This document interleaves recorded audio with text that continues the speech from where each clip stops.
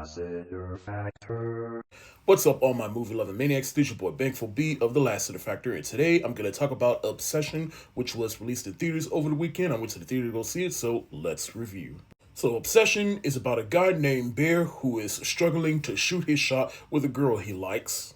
It comes across this thing called One Wish Willie. He breaks it in half and he makes a wish, and he makes a wish that this same girl that he likes would love him more than anyone else in the world. And so the wish comes true and everything's all fine and dandy at first, but then everything just starts to go downhill when she just devotes too much of her time towards him.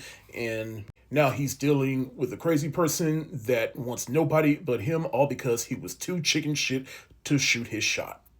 Now, I have seen the trailers for this film multiple times, and every time I've seen it, I've just been more intrigued to check it out, and I was excited to watch it, and I'm here to report that the hype around this film is valid. Yeah, it's a take on the whole be careful what you wish for type of scenario, but what makes this one stand up above some of the ones we've had in the past is that it exclusively deals with a guy that, again, is having a hard time trying to shoot his shot with a girl he likes, and so he gets the opportunity to basically make that happen for himself, but it kind of backfires real fucking quick.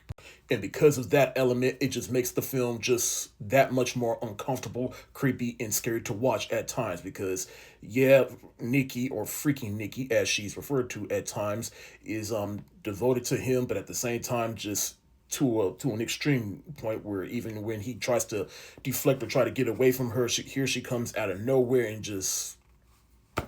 I'll get more into her in a little bit. But that credit goes to Curry Baker, who I believe is a first-time director and has mostly done stuff for YouTube. And I gotta say, this must be the season of YouTube content creators switching over to big-budget filmmaking. And so far, this is probably one of the best ones I've seen, because I have not seen Markiplier's Iron Lung yet, but I have seen Chris Stuckman's Shelby Oaks, which was But this is definitely the one where I'm like, yep, content creators off of YouTube are here to stay, and they are carving a lane for themselves within the industry.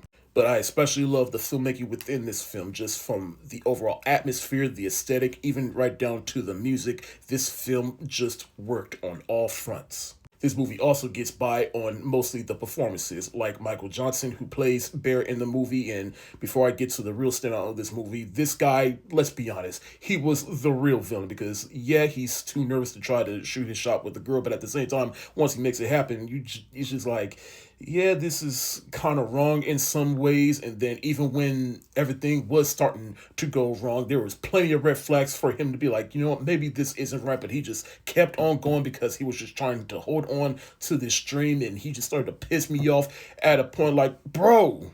But of course, the real standout here is Indy Neverati. Please forgive me if I mispronounce her name, but yeah, she was truly the standout here. Even before she went under this wish spell, she was just your typical girl next door. But then once that switch happens, and you're kind of happy for him at first, but at the same time, once all the creepy shit just starts happening, you're like, nah, this girl is freaking me out now. And she played into that so well. You can tell she was totally game, and she really went for it. Even at times where you, as freaked out as you were with her, you kind of felt sorry for her at first. And that's why I say that Barry, he's the real villain here, because it's like he just continued to let this go. I'm like, bro, let this girl go. And not to spoil anything, but there are some hints that she still have some consciousness, and she's just begging to end this. But she is truly one of the best performances I've seen in a movie this year. And as far as my personal awards go, she's definitely a contender for most valuable performance. I really enjoyed this one here. This was truly an uncomfortable but fun experience to go to that got by off of the performances and the filmmaking. That is credit to Curry Baker here. Can't wait to see what he does next. I'm going to give Obsession a solid heart eyes emoji. Thank y'all so much for watching. I know I'm a little late getting this review out, but I went to Philly over the weekend for my sister's graduation, and so I'm just starting to get caught up a little bit. But have you seen Obsession? If so, let me know what you think in the comments section below. This your boy Bankful B of the Lassiter Factor. Stay safe, wash your hands, peace.